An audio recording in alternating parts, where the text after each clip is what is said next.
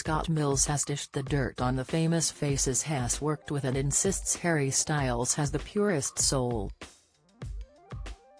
The radio legend, who for 24 years was the face of BBC Radio 1, announced his departure from the station in July 2022 and moved across the road to BBC Radio 2, replacing The Steve Wright Show.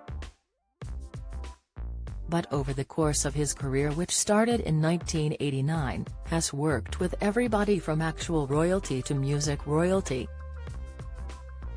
However, the 50-year-old admits there is one person he once tried to book for his former Radio 1 show with Chris Stark, although it didn't really go to plan.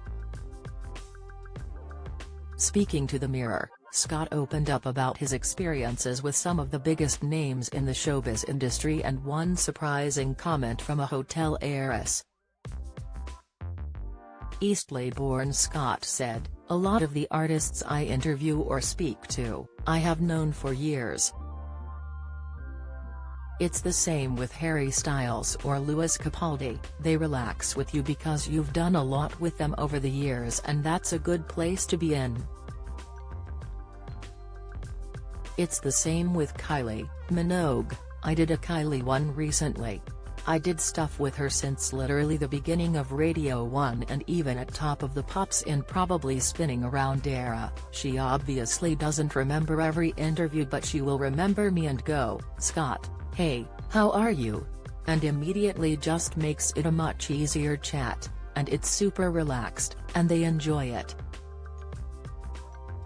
All pop stars pretty much without exception are nice. They might be tired or they might have just got off a ridiculously long flight and they might not be on their A game, but are they pleasant to be around?" Discussing Harry, 29, Scott said, "He's a prime example, he's probably in the top 3 pop stars in the world and he has never changed. I remember when they came in and I played their One Direction's first song on Radio 1 as a world exclusive, and he was a lovely boy then and he is a lovely man now. He is literally one of the kindest, purest souls you will ever meet. I used to do a lot of stuff with One Direction back in the day, and I did this mad thing where I had to fly to LA and do this thing called 1D Day. It was a lot. They were literally shoved into the studio with 10 minutes to go and they were like, 'Scott, help us, what we're doing?' But Harry would always check to be like, 'Are you okay? Do you need anything?' and has not lost that. He had a good upbringing, he has a lovely mother. He hasn't changed and I just think he's the best. But with any major job in showbiz comes some of the best parties, with Scott remembering one night which almost saw him ruin the season 2 finale of the US hit show, Glee. Speaking about a trip to LA, he went for a night out with his friend Kevin McHale at the height of Glee's fame.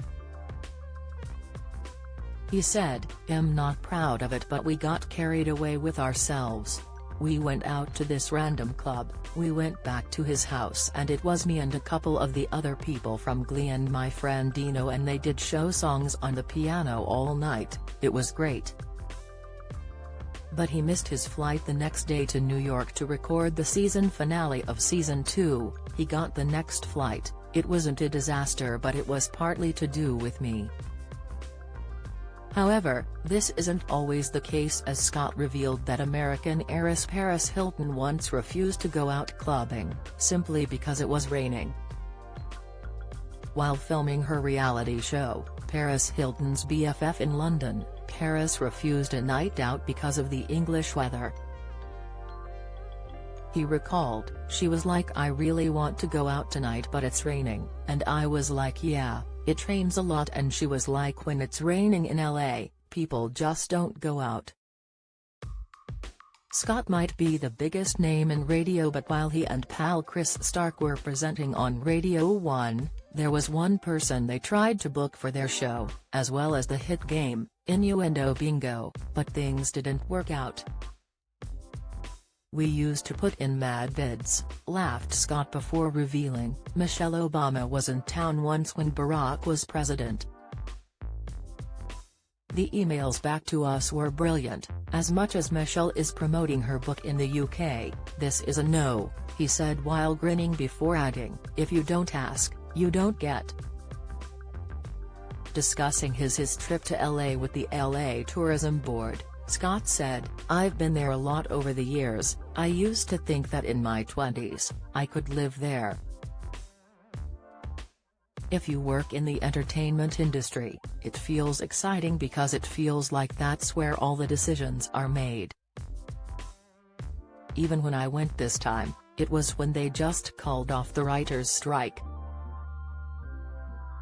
So I was driving past Netflix and there was like, loads of people cheering like with placards going yeah, it's over, and I'm like, this is wild.